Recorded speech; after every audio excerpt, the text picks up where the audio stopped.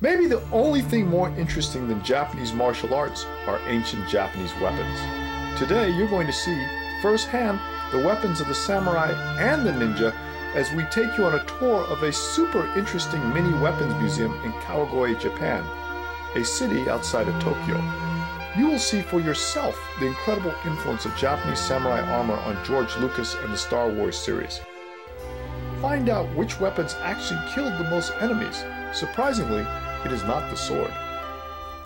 Apparently, the first Star Wars was based on the Akira Kurosawa film Hidden Fortress, which was about a princess and two useless guys that helped her out. So, Han Solo and the other guy. Yes. Here's a very Darth Vader looking helmet. It's made in steel, unlike the other helmets, which are more lacquer. There's some beautiful armor.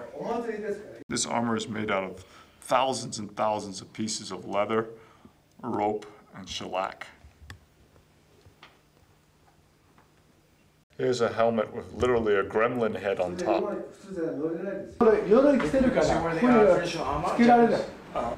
Okay, so this is a matchlock.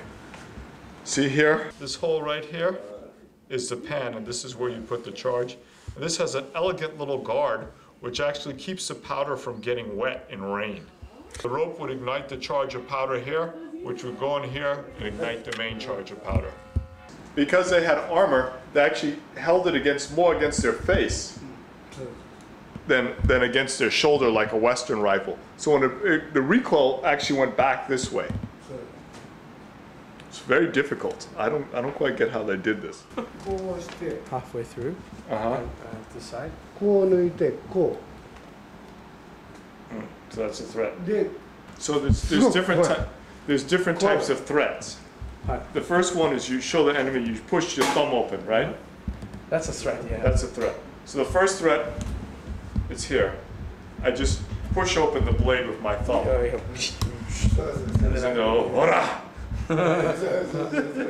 Behave. So this is shark skin or stingray skin. It's a shark skin. Shark skin. And here's a simple guard. There's three purposes to the guard, basically. One is to protect yourself from an attack from another sword. Another is to keep your hands from sliding onto the blade and cutting your fingers off. And the third is actually to add balance to the blade, to give it the kind of balance you want. This is a relatively short sword for me. And the advantages of a short sword is that it's quicker, it's more agile in fighting. But the disadvantage is its range is shorter. So somebody with a longer sword can stay off. Cut your finger first. ここまで来てからで返す。Abunai. So do not practice this at home, children. Okay. So Alex, if you don't focus on what we're talking about in the conversations, it's all over for you. Get this. Get this carefully. You see this point, Alex? You see this point? Where? Exactly. My useless camera. You see your entrails? Good. Let's understand each other carefully at this point. We make sausage. This is the slashing spear. It's very beautiful. It has this very ornate grip, so that you can hold the handle at any part and get a good grip on it. In terms of lethalness, the bow is the most lethal apparently in Japanese weaponry, followed by the spear. The first spear we showed you was actually a stabbing spear, and this spear, as you can see by this elaborate curved blade, is a slashing spear. Here's a tachi, which is a cavalry sword.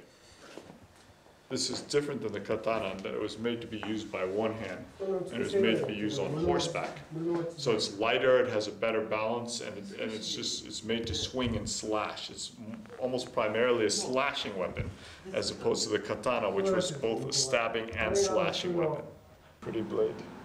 I think it's been shaped a lot, reshaped a lot, been used. So this one has dead men's spirit on it. These are the killer darts. These are darts that would be used to actually kill somebody. These are the hardcore throwing darts. These other darts here, actually, these are throwing stars. They're all called shuriken, but this category shuriken is not really made to kill, it's made more to wound somebody. So you see many different sizes and many different designs, all with the basic design of like distracting an enemy so that one can escape. And the same theme, what you see here are these little throwing darts here. These are not darts, rather these are tacks.